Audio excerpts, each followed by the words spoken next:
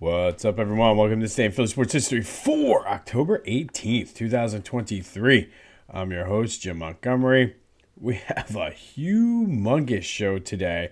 But first, I do want to wish a very happy 7th birthday to my Ella. She's probably upstairs in her room listening, probably pissed off that I did not have her on, but because of the way we have some things scheduled this morning, I had to come at you a little earlier today. But happy birthday, baby girl. I love you. All right, quick housekeeping before we get into all of the big news. Be sure to check out the latest Back to the Future. We take a look at Dick Allen and Jimmy Rollins' Hall of Fame candidacy. Probably going to be a little bit later with this week's episode as well, just between Phillies and soccer and things like that and birthday parties. So stay tuned for that. We will have a new episode this week. It's just a matter of when. But I guess the Phillies, that was just a dominating performance from top to bottom. I mean, outstanding pitching, outstanding hitting.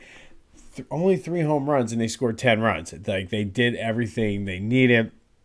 I mean, the intentional walk to Castellanos and then Brandon March saying, fine, you want to walk me? Check this out. I mean, Nola, it could not have been, it was just pure domination. And I'll be surprised if the Diamondbacks are able to bounce back from that. I did hear, I forget where I saw that, it might have been on the news, but the sports talk radio stations and the fans are just like, oh man, this was a must-win game for them, and that's how they were treating it. And they're like, it's hard to say that in a 7-game series, but this is a must-win, and to go out and get dominated the way they did, they may have broke them. And I just want to take a minute to just kudos to the fans. That place was rocking. And I mean, just kind of, they mentioned defensively, they were outstanding. Bohm made ridiculous plays. And the announcers were talking about his incident last year with the fans when he made the 3 errors and everything, and how the Philly fans really picked him up. And there's just so much going on, and yet I see things on Twitter, fights happening at the Los Angeles Chargers game, and they're like, oh, and they make a big deal about it and say, and they always find a way to bash Philly fans. But I think what we did with Alec Boehm and Trey Turner really goes to show just how we are a great fan base. So I will always point that out. And the fact, and I'm sure you have a different opinion if you were down there in the traffic, but the fact there was a Flyers game and then the Mexico-Germany friendly soccer match, it was just insanity down there. And it looked like it was such a good time. You had Phillies fans, Mexico fans, Flyers fans. It just was a good time. So, and I know it's probably, you have a different view if you were trying to get to the game or trying to get through that area for work or something, but it just seemed like an amazing time down there, and probably part of the reason why there should be a couple more train lines, one from Jersey and one from the suburbs, like a regional rail line coming into the Navy Yard or something. Come on, SEPTA, let's make this happen. But just a good time down in South Philly. It was just absolute, and I could have gone, and I should have probably, but I wanted to. I didn't. I don't have a good reason why. I should have gone, but if you are heading out to Arizona, it's still cheaper for you to get a flight and a hotel and tickets going out to Arizona than it is to try to get tickets for Game 6 here, if they even need to go to Game 6. But good win by the Phils, off day today, and then they got an odd 5 p.m. start time, which would be, I believe, I don't know, I guess that would be a 3 p.m. start time in Arizona since they don't do daylight savings time. But good win by the Phils, taking a commanding 2-0 lead. They're 2 wins from the World Series, 6 wins from a World Series champion, and we are the champions. I'm sure there are going to be shirts if they get that far from phillygoat.com. But you got to get those Believe shirts. Those things, I'm starting to see people in the crowd with them. I'm starting to see them all over the place. The Phillies players are wearing them during batting practice. Go get your Believe shirt from phillygoat.com. They have the Red October shirts. They have their normal Philly stuff. Get some Eagles, fly. Like, it's a good time to be a Philadelphia fan. So go to phillygoat.com and get your Philly sports apparel. Use the promo code Jim Montgomery for 10% off. And Ryan, if you're listening, we had a t-shirt suggestion from one of our listeners after Brandon Marsh's hit. If we could do something with the marshlands, with the like a swamp kind of thing with the hair, but the marshlands or something. I don't know. I had a request come in for a Brandon Marsh t-shirt, so I'm sure you guys got some prototypes in the shop. So if you can get working on a Marshland shirt, I have at least 2 customers for you. So go to phillygoat.com, use the promo code Jim Montgomery for 10% off. All right, lots of Eagles updates today too, and it's almost like I saw a meme of Howie Roseman, and we used to accuse the Eagles of doing this back in the day, that whenever the Phillies did something, they had to make a trade or they had to do something to steal the spotlight back. But Howie did sign Julio Jones to the practice squad. It's expected that he's going to make a quick rise through that and possibly help us with the red zone. I don't know if it was a need. I'm not saying it's not going to help us out, but I feel as though people are making a bigger deal about this, I think, because of his name. If it was just some random receiver they brought in, I don't think anybody would be making a big deal. But like, Julio Jones is not the Julio Jones from 8 years ago. So he might give us a big body that you can throw the ball up to in the end zone or the red zone, but it doesn't really move the needle much for me unless he turns into Troy Brown and can play cornerback. Then you have me. I'm listening. Oh, but the meme with Howie, like, he had to come in and steal the thunder, but there was no way you were stealing that thunder from a 10-0 win. But Julio Jones likely will. I doubt he'll play Sunday night, but I still think they need some more help because Bradley Roby now is hurt. It doesn't look like he's going on the IR, so they signed Josiah Scott. I don't know. Howie needs to make a trade. Like, he needs to stop bringing in these guys off of the other team's practice squads and really see what's out there. I don't know. And speaking of this Sunday's game, it's the Kelly Green game. I don't think the Eagles handled it. I don't know why they're doing Miami on a Sunday night and then Buffalo. Like, I don't know why those two are the Kelly Green games. I don't know why they're not doing Dallas, Washington, or the Giants, but it's a Kelly Green game, and the way it's set up, if they lose that game, it could totally ruin the Kelly Green spirit for everyone. There is some good news on Lane. Doesn't look like he's gone on the IR, and it's possible that he plays on Sunday night, which is good.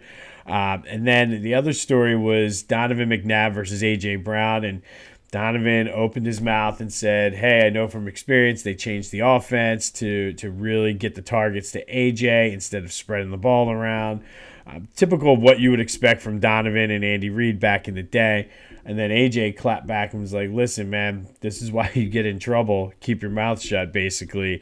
Did it in a respectful way, but I'm kind of in team AJ. Like, sometimes, I don't know. I guess he was asked on, I think it was on like the Marks and Reese show, and I didn't listen to the interview, so I don't know if he was asked or it came up, but I mean, and maybe if he tried to appease his star receiver, maybe we would have had a couple more Super Bowls. And damn it, I did it again.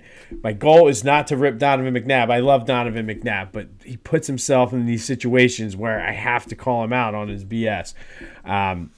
But so that is that with the Eagles. Flyers did win their home opener 2-0 over the Canucks. Sean Couturier scored his first regular season goal at home since 2021, which was pretty cool. Igor Zamala had the other one. Carter Hart had 25 saves. Like, this young team is kind of playing well. I mean, obviously they're not playing the cream of the crop right now, but they're putting together, and that's how you build a winning culture. So I'll take it. Good win for the Flyers. I'm anxious, like I said, I want to see these guys really start to gel and learn how to win. Obviously, there's going to be some bumps, but overall, good win, good home opener, part of the trifecta of events that happened down in South Philly yesterday. I'm sure there was a lot of people that needed a car can yesterday, but carcan.com, it's a cooler, it's a trash can, it's storage. Go check out their website. It's ridiculous how just they have any type of organization and storage thing for your cars or your trucks that fit your basic needs, whatever you want. If you're a visor person, if you need extra cup holders, if you need the stuff, like I said, for like my kids definitely each need one for all their trash. But go to carcan.com, check out all of their wide selection of car organizational and as well as the trash cans they have. Go to the site, see what you need. I'm telling you, these make great Christmas presents if you start your Christmas shopping early, which a lot of people I know have already started. When you're there, use the promo code JimMontgomery20 off. Get 20% off of your purchase. That's carcan.com. It's a cooler. It's a trash can. It is a storage bin. So go check it out, carcan.com. All right, so more Sixers news, and I'm going to classify this as no news because the story that came out when I first prepped for this, and then I always looked in the morning for the updates. The first story was Harden was professional and engaged while he's at practice, but he hasn't been in attendance at any preseason games or any of the team scrimmages. And I kind of like, that's, yeah, no crap. Like, we all knew that. And I basically they're saying that the talks with the Clippers have stalled because they don't want to give up Terrence Mann. And then all of a sudden that they're saying he might start the season playing with the Sixers. I don't think any of this is news, but people are reporting it like it's like a big deal. Of course he's going to come. And basically he has no other choice. So while it was newsworthy because we're closer to the season, I still feel something's gonna give. I feel like Morey might budge and not. Like, if they're gonna offer a couple of expiring contracts and draft picks, take the draft picks, man. Like, just take them. It's not gonna. I don't know, but yeah. So that's the news, no news thing. But today we're going to go back to 1967, and this was the Flyers' inaugural season. On this day, they played their third straight road game. And after losing to the LA Kings and the Oakland Seals, both of them who were expansion teams in the second six that the NHL did before this 1967 season. By the way, the Seals ended up moving to Cleveland and then in 1976 and folded 2 years later. So there's no lineage of who the Oakland Seals are today. But on this day, the Flyers played another expansion team from that era, the St. Louis Blues, in St. Louis. And it was the Flyers' first win in franchise history, winning 2-1 out in St. Louis. They'd finally play at home the following night. More on that tomorrow. Little preview for you. But on this night, back in 1967, it was the Flyers winning their first ever game as an NHL franchise. It was the NHL doubled their season that year. The Flyers actually won, or doubled their league, not their season, doubled the league. The Flyers actually won the West Division and then lost in the first round of the Western Conference playoffs to the St. Louis Blues 4-3. But we know within 8 years they would end up being on the winning end of the Stanley Cup. But on this day, they got their first ever franchise win. We'll have more Flyers coverage for you tomorrow. All right, today with our Philadelphia Sports Hall of Fame focus, we're going to focus on the 20 best football players that are in the Philadelphia Sports Hall of Fame. And as you can imagine, this list is just phenomenal. But before we get into that, if you want more information on this year's induction class or other of their 20 for 20, go to PhiladelphiaSportsHallOfFame.org. If you want ticket information, go there as well. I got my ticket yesterday. I am pumped. If you want more information on some of these other guys that are not in the 2023 induction class, go to phillyhall.org. You can also learn how you can volunteer and help the Hall of Fame out, as well as information on how you can visit their location. That's phillyhall.org or philadelphiasportshalloffame.org. All right, but this list, I mean, you have Bill Bergey, five-time Pro Bowl, or five-time All-Pro, four-time Pro Bowler, one of the, for the longest time, just the face of the Eagles. Brian Westbrook, one of my favorites, starred for the Eagles as well as Villanova. B-Dog, Hall of Famer, got his helmet right there over my shoulder. Legend. I mean, one of the greatest to ever do it. Chuck Bednarik, two-way player. I mean, Concrete Charlie, nine-time Pro Bowler, or nine-time All-Pro, eight-time Pro Bowler, won the NFL championship in 1960, has that legendary hit on Frank Gifford, Pro Football Hall of Famer. Dave Robinson, who is a Philly native, linebacker, went to Penn State, started with the Green Bay Packers, also in the Hall of Fame. Our man Donovan, to me, the Eagles' all-time the best quarterback in Eagles history, numbers-wise, and I just feel like you have to put him up there. Sometimes, though, I think he was his own worst enemy. Eddie George from the area, Heisman Trophy winner, 4 Pro Bowls with the Oilers/Titans. He's also in the Pro Football Hall of Fame. Emlyn Tunnel, they called him the Gremlin. 9 Pro Bowls as a defensive back for the New York Giants. He was an NFL All-50th and All-100th team, also in the Giants Ring of Fame. We will not hold that against you, Gremlin, but he's also in the Pro Football Hall of Fame. Harold Carmichael, another Hall of Famer, one of the Eagles' all-time best receivers, leader in receiving yards. Excuse me. Like I said, another Hall of Famer. Herb Adderley is a Philly native, 5-time Pro Bowler, defensive back with Green Bay. Also in the Hall of Fame, Leroy Kelly, 6 Pro Bowls at running back for the Browns, 2-time rushing leader, another Pro Football Hall of Famer. Just a lot of legends. Everybody talks about Western PA and the quarterbacks, but just look at some of these guys that were from Philly that are some of the best to ever do it. Here's another one. Marvin Harrison, Syracuse, as well as Donovan McNabb's favorite target in college, from the area, Pro Football Hall of Famer. And you got his son is starring out in Ohio State, and it pains me to say that. Mike Quick, who is another all-time receiver, borderline Hall of Famer, but had a great career, played on some very crappy teams, unfortunately. Pete Pios, the Hall of Famer, played defensive end. We talked about him catching a couple 3 touchdown passes the other day from Adrian Burke. Won 2 NFL championships with the Eagles. Reggie White, my all-time favorite. I have his starting lineup there over my other shoulder. Probably the greatest to ever do it from a defensive end perspective.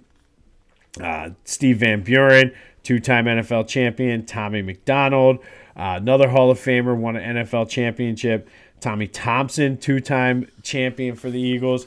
And Troy Vincent, who also is from the area. I always forget that, Pennsbury High.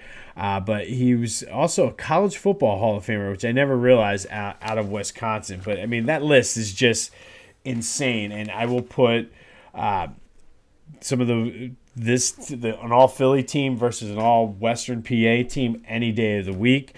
But those are the 20 best NFL, or I shouldn't say NFL, 20 best football players that are inducted into the Philadelphia Sports Hall of Fame. Again, for more information, go to philadelphiasportshalloffame.org. On this day back in 1967, it was the Flyers winning their first ever game as an NHL franchise. They opened up 3 straight on the road. I guess the Spectrum was being booked. Harden's not going anywhere yet, but again, that's not really news. Good win for the Flyers. Great win for the Phillies. They got a much-needed day off traveling out to Arizona. Very much looking forward to that game tomorrow, except for the fact it's during soccer practice. So if any of the kids' soccer coaches are listening, we will not be disappointed or upset if you postpone or cancel practice for tomorrow. I'm just letting you know. Signed, all the dads of both of my kids' soccer teams. But it is Wednesday. Go have yourselves a day. This has been This Day in Philly Sports History. I'm Jim Montgomery. And until next time, happy birthday, Ella.